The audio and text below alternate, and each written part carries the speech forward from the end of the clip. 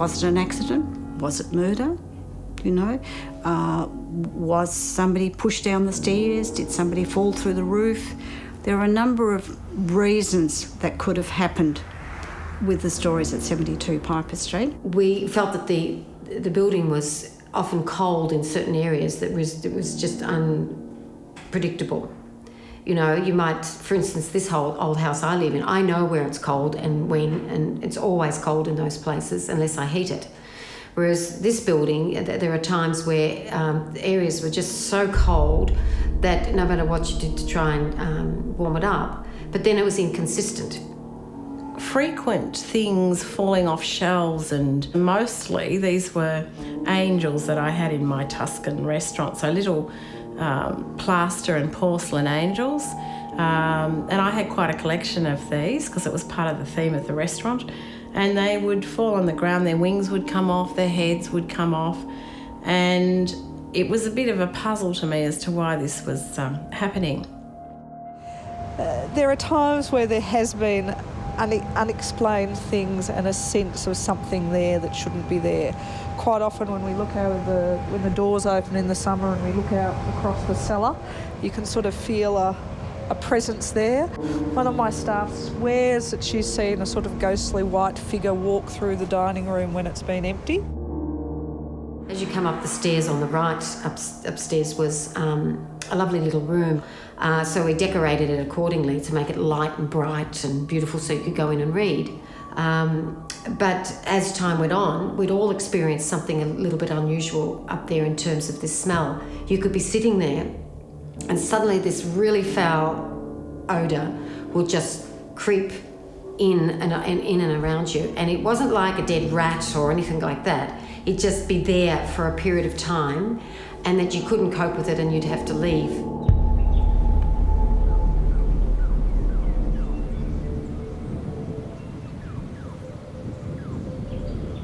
Janae is a waitress here who's about in her late 20s, sensible girl, very sensible girl, and she just swears that she saw one night when she was finishing setting the restaurant, the other staff members were in the bar, so in a separate sort of room, that she sort of watched this sort of white apparition shift through the restaurant.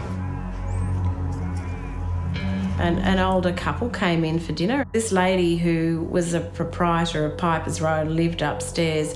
She had a visitation upstairs quite regularly, and I thought if she says, lady crying in a white lacy top, that's going to unnerve me slightly, and that's exactly what she said. And she said she saw this woman so regularly that she did some research in the local newspapers and found that a woman had been stabbed on the back staircase and her husband had done this. But it was so long ago that we don't know the true extent of what actually happened.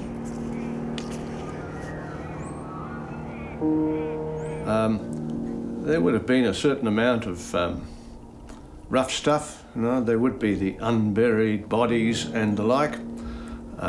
Not, of course, spoken of, certainly not written about at the time. And that sort of thing gives rise to the apparent ghosts of the place.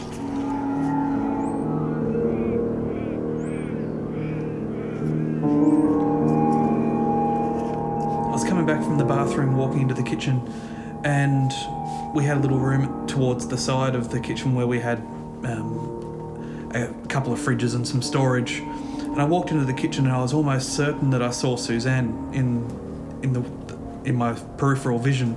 And I walked into the kitchen and Suzanne was in the kitchen. He scratched his head and he said, God damn. And he you could see that he was trying to get his head around what he'd just seen. I was on my right-hand side and there was light coming through the window into the little storage room, and 100% guarantee I saw somebody in that room. She was standing in a space that actually had a lot of things in it, so she couldn't actually be standing there, is what he said to me. It didn't look threatening or nasty, it was just someone was there. They looked at me. I was almost certain that it was Suzanne, but when I walked into the kitchen, it couldn't possibly have been.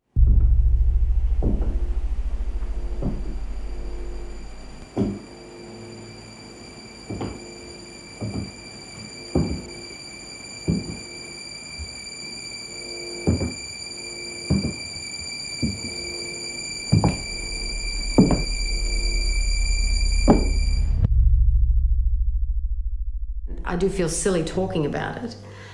It's that sort of strange place. Because I don't have a tangible, I've had some experiences in my life that make me believe it as a child, and and just feelings that I get, that they're unexplainable, and I just think that makes me believe in it. Oh, it's not a case of belief. That would be an intellectual and moral jump.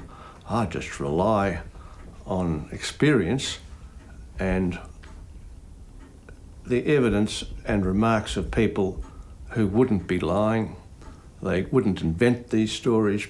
It would do them no good to do so, and they usually shut up about them anyway. No, this is just a sort of a reality check rather than a leap of faith or belief. As I say, it comes back to that gut feeling, you have that intuition and you think to yourself, something's not quite right there. It's a funny one. I know there's a lot of people that have potentially seen a lot of things that may not be overly credible. I know things that I've seen. I don't really have a yay or a nay view. I know that we couldn't possibly be alone. There's some things you just can't explain, and I think this is just one of those things that you just can't explain. Of course, the subject of ghosts tends to meet with mirth and disbelief among the urban metrosexuals who will be watching this program. The coffee drinkers in Melbourne, ghosts, that's old-fashioned stuff. They're borrowing to make a buck in property right now. Ghosts aren't part of their life, aren't on screen for them. But the ghosts here were real enough.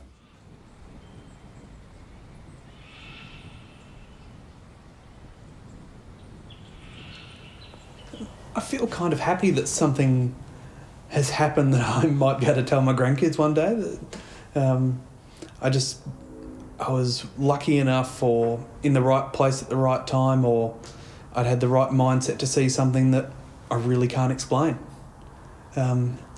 There's no real logical way to explain what I saw on those occasions, but it's just nice to know that you've seen something that other people might not have.